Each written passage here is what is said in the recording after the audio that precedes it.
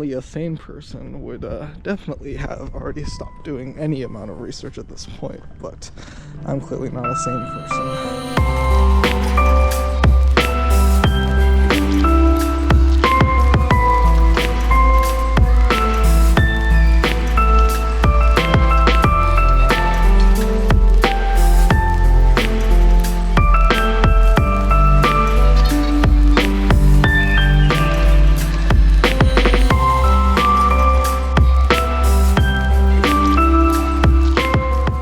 Most normal people are outside enjoying the sun and everything and going on hikes and whatnot, but my butt is here studying.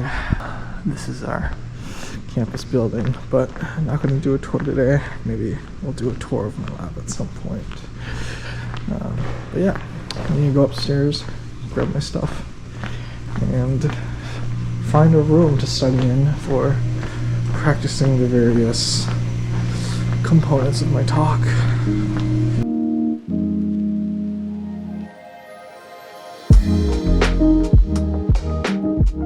So while past me is drawing on the board practicing the components of my chalk talk, I wanted to shed a little bit more light on the qualifying exam process here at UCSF. I know a lot of my friends had questions about what it entailed, and UCSF is actually quite unique here in that our qualifying exam consists solely of an up to 2-hour oral exam.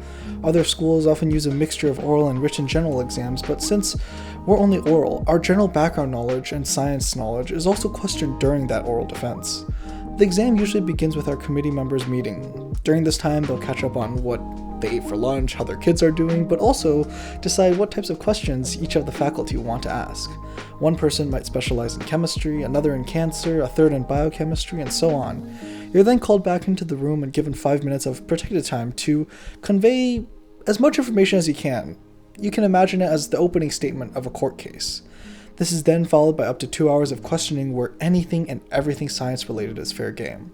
For example, I was proposing a drug that binds to a protein, so I got asked the physics questions. One of my professors asked me, hey, what's the entropy loss versus increase that happens in this process of drug binding? Other questions include maybe more tailored questions such as how frequent my disease occurred in the human population, what was the identity of the protein. In addition to our oral exam, we do have to write a research proposal as well to serve as the basis of our defense.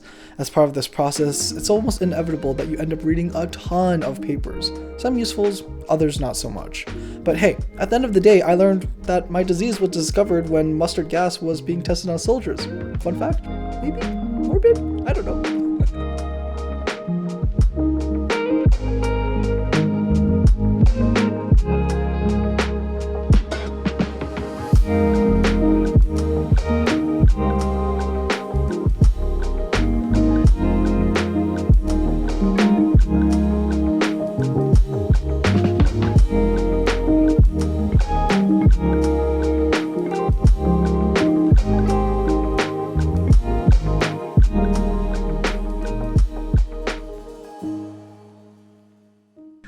Alright, so it's an hour before my exam, and I have the board prepared behind me and everything, and so that's great. Don't know when my committee members are going to actually walk in. Unfortunately, I won't be able to actually film during the literal exam because it is supposed to be closed door, and obviously there's going to be some sensitive matter that's being discussed, but what I can show is I had a practice exam, so everyone will get to see that. And cut. So thanks for coming. I'm going to talk about my proposed research on the development of SNM1A inhibitors.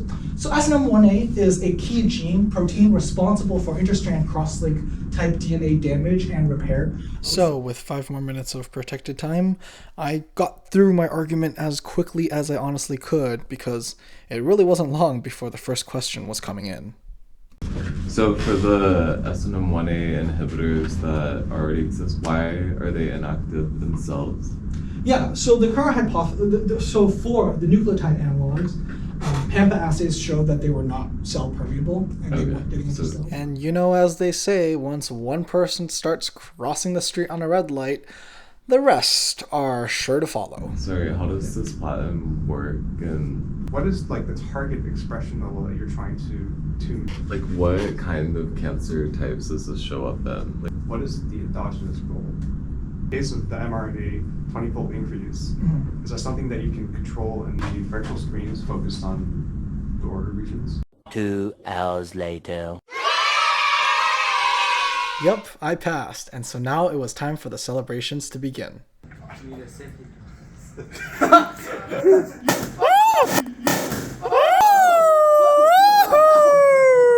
Yeah, I have no idea how the heck I screwed that first one up so badly, but hey, as they say, second try is the charm, right? I don't know how I screwed up the first one where it went off. Wait, did someone say not take off the wire? If you want to weaponize it, take the wire off. Yes, taking off this wire is harder than I thought every single time. Woo! Okay, you know what? I collect it. That works. No, that really does not work. I have no idea how you managed to screw it up a second time, and why are you looking at that bottle like it's some sort of bomb?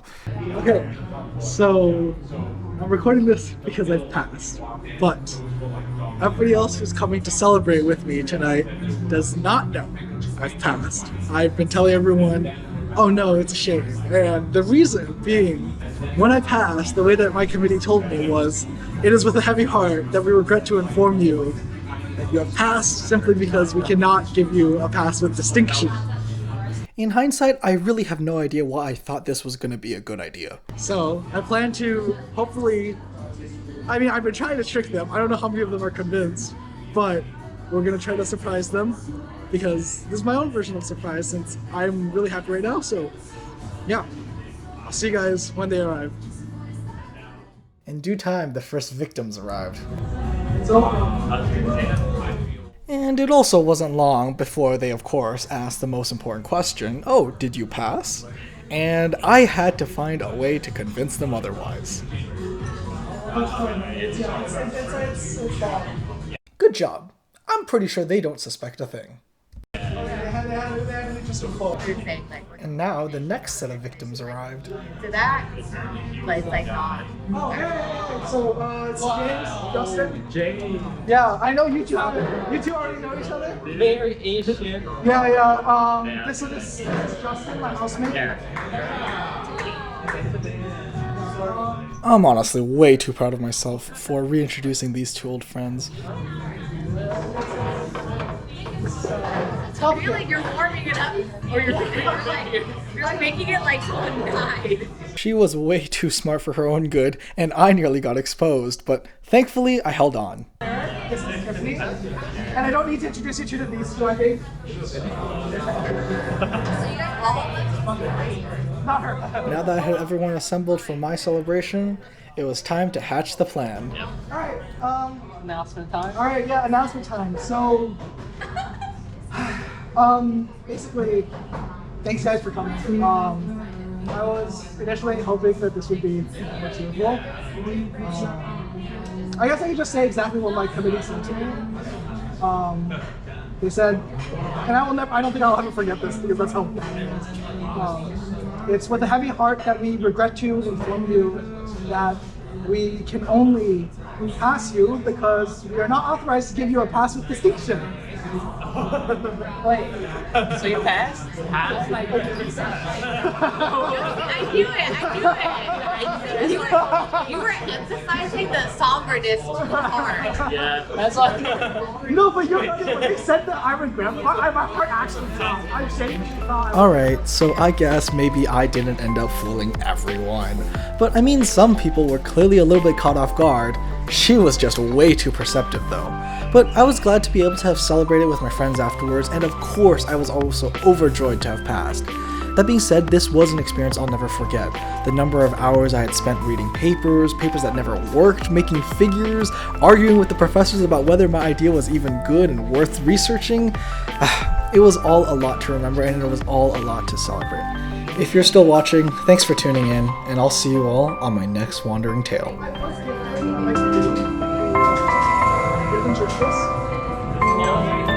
It's not fancy, but it's just Kirkland. I know it's true, but it's Kirkland. Yeah. Oh, wow. What is that? Holy cat. It's another... Holy chest.